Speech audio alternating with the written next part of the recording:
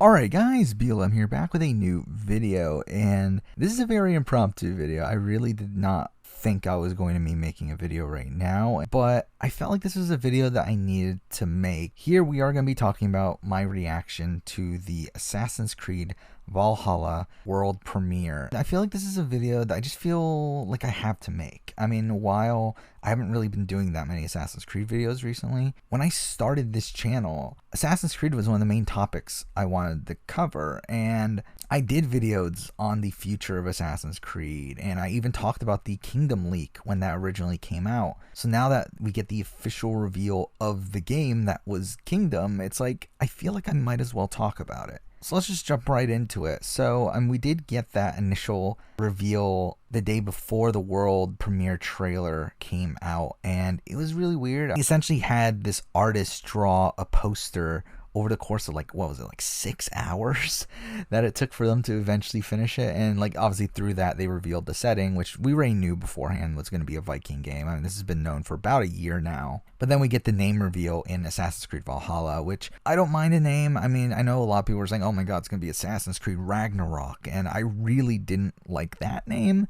To be honest, even Valhalla, I don't really feel like it fits necessarily. Like, it's just weird saying Assassin's Creed Valhalla, but I guess it could have been worse. But then we get the announcement that the world premiere will be the next day, which is the day that I'm recording this. I'm literally recording this right after having watched the world premiere trailer and then reading some articles about it. The actual trailer itself was just kind of meh.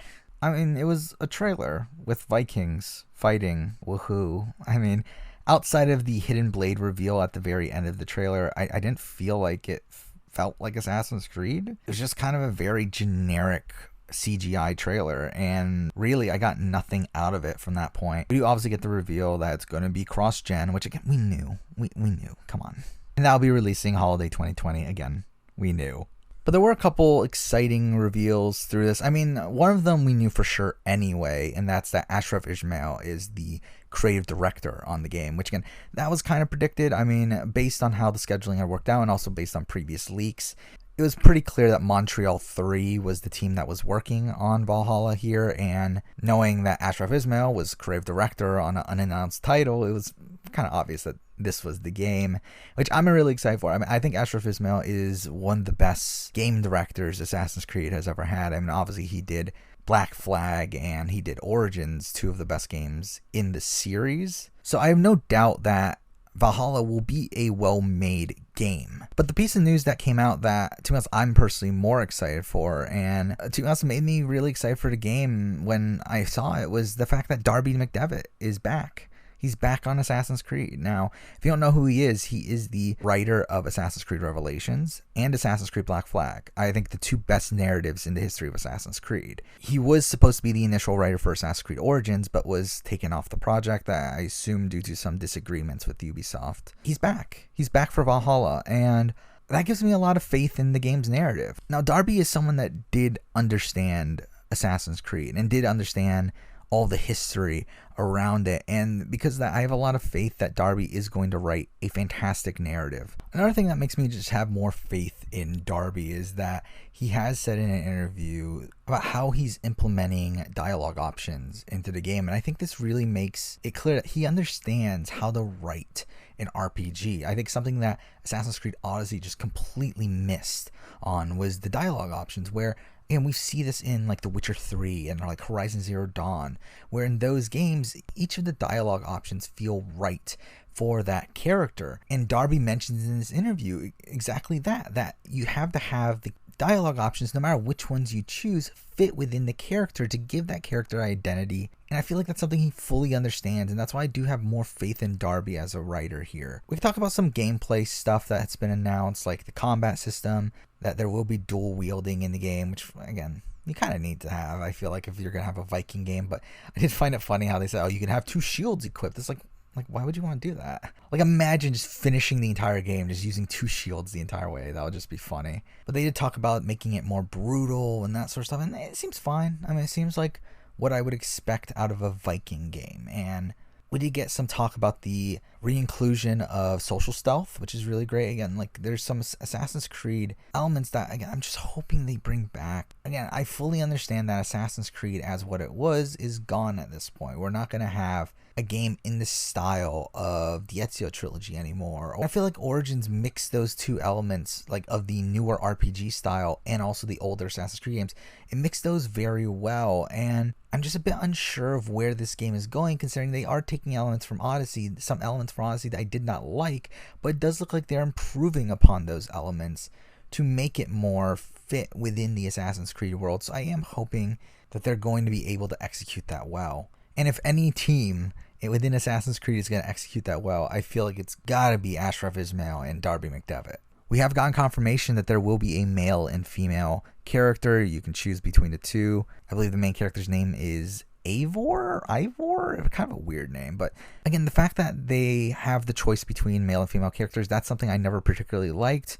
I think it makes it much harder to write a strong narrative around, where it brings a lot of narrative struggles, I feel like. And I'm still wondering if Darby is going to be able to pull it off, but I mean, I guess we'll see. As a part of the Assassin's Creed franchise, I don't really have that much hope for Valhalla, but again, as a piece of media, just as a Viking game, I think it could be great. Again, we have two of the best people to ever work on Assassin's Creed working on this game. I mean, Ashraf Ismail as creative director, Darby McDevitt as narrative director. I mean, that's really all you gotta say. I mean, if we just look back at Black Flag, and if we were to look at Black Flag just as a pirate game, it's fantastic. And I think they could do a very similar thing here with Valhalla for just being a straight up Viking game. Now, there were a couple other details that we've learned since then, like they are returning with the eagle sort of mechanic, but it's going to be a raven this time. I mean, that's kind of just like whatever. I believe we did get a confirmation on the time period, which from what I understand is like the late 800s, which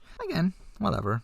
Doesn't really affect me too much. Again, it is before the events of Assassin's Creed 1, but after the events of Assassin's Creed Origins. I mean, about 800 or 900 years almost after the events of Assassin's Creed Origins. And I think that's a fun time period. I mean, I think the Viking setting is fantastic. I think this was 100% the right move. I mean, I would have liked the Rome game in between this and Odyssey, but I mean, like, considering this is the Montreal 3 team, I think it was right for them to go in a bit of a different direction with Vikings here. We are supposed to be going to be getting a really big map that expands over 4 kingdoms, I think I saw, so that's cool, I guess. It's largely going to be based around the Viking invasion of Britain, so that's something. Naval combat's returning, not surprising. Again, this is the Black Flag team that even shoehorned naval combat into Origins, so not surprising we're getting that. Though from what I understand, it is more so like a basis of travel than it is actual combat, as this is obviously a time period before you had actual cannons and stuff, so at least they're keeping the historical accuracy with that. Hopefully, we'll see. They are keeping this a single player game, which is nice, though. Again, there's going to be a lot of online elements. I mean, supposedly you can share your character and stuff, and it's that stuff I really just don't care about. There's going to be settlement building, which seems interesting. Again, I really love the Monteriggioni stuff from AC2. I love rebuilding Rome in Assassin's Creed Brotherhood, so I mean, if it's anything like that, that'll be cool. I don't mind that. There's going to be raids and stuff, which just seems kind of weird if your character's going to be assassin, to have assassins just raiding fortresses for no real reason. But again, I'm hoping that Darby can explain it narratively. I'm hoping that this is going to turn out to be like a Black Flag sort of situation, where he starts off not as assassin and then eventually grows and becomes an assassin towards the end game, which I think will help explain a lot of these more unassassin-like elements of the game. I think we also did get confirmation that there are 15 teams working on this game. Obviously Montreal 3 being the main one there, but there are 14 other teams around the world working on this game as well, which is just ridiculous. I mean, obviously Assassin's Creed has always had multiple teams be working on Assassin's Creed at once, but this does seem abnormally large, especially considering that this game's been in development for 3 years by the time it comes out. I mean, it would have started development obviously right after Origins, so 2017, so obviously coming out late 2020. That's a 3-year development cycle, which I mean, to be fair, it is kind of short for modern day games. Usually development cycles nowadays seem to be somewhere in the range of 4 to 5 years. So 3 years is on the shorter end. But again, with the help from so many other teams, that was probably a necessary element that they needed to get the game out as quickly as they did. But I am happy that, they're not doing what they used to do. And like normally this would be like a 2-year development cycle. I mean, that's how Black Flag was developed in 2 years. So I mean, at least they give them an extra year of development now. I mean, again, ideally it would be another year after that, but I do have faith with, again, Ashraf leading the teams and everything. Like, I have faith that within 3 years they can make a great game. Again, I mean, Unity, despite that being the complete disaster that was actually one of the Assassin's Creed games that was given the most time to develop. Assassin's Creed Unity was given a full 4 years of development time. So, I mean, total amount of time isn't necessarily the deciding factor on these things. I think it's more so the management, the direction. I feel like Ashraf is strong enough in those elements to create a finished product. One final thing I wanted to talk about that I kind of just forgot about because who cares, is that we did get confirmation that we will be continuing the modern day with Layla, which is like, why? Again, I don't know what they're doing. I really don't. I mean, like, in Origin, she was such a non-factor. In Odyssey, she was just a terrible factor. Where, again, like, her storyline, especially when we expand throughout the DLCs, was just terrible. Like, they really made Layla, like, the worst character in all of Assassin's Creed. So why are we continuing with her? I mean, hopefully Darby can do something good with her, but it's like, oh my god, what a terrible character. But that's pretty much most of my thoughts on this review. Valhalla here, I mean, like, I'm pretty much as excited as I possibly can be coming off of Odyssey. It does seem like they're expanding on what Odyssey did, though, again, it's a much more talented team working on this. I mean, Ubisoft Quebec just sucks. They're terrible at their job. They don't know what they're doing with Assassin's Creed. We have a team that does know what they're doing with Assassin's Creed, with one of the best writers to ever write anything for Assassin's Creed. I mean, there is some hope there for this to be a great product. It just won't be a great Assassin's Creed game. It won't be what I want from Assassin's Creed. It won't be what I loved from Assassin's Creed. But to be honest, at this point, I'm kind of okay with that. I mean, I'm kind of unattached to the Assassin's Creed series anymore. I've kind of let it go. I don't really look at these newer games and let it harm the way I look at the older games anymore. And because of that, I'm ready to just look at Assassin's Creed Valhalla just as a Viking game and just hoping that it's a good Viking game at that, especially coming from Odyssey, which is just a terrible game all around. Those are my thoughts on Assassin's Creed Valhalla. Again, this is a very impromptu video. This is a video that's really just was not planned, but it's just a video I felt like I needed to make. So there we go. Those are my thoughts on Assassin's Creed Valhalla. Thank you for watching.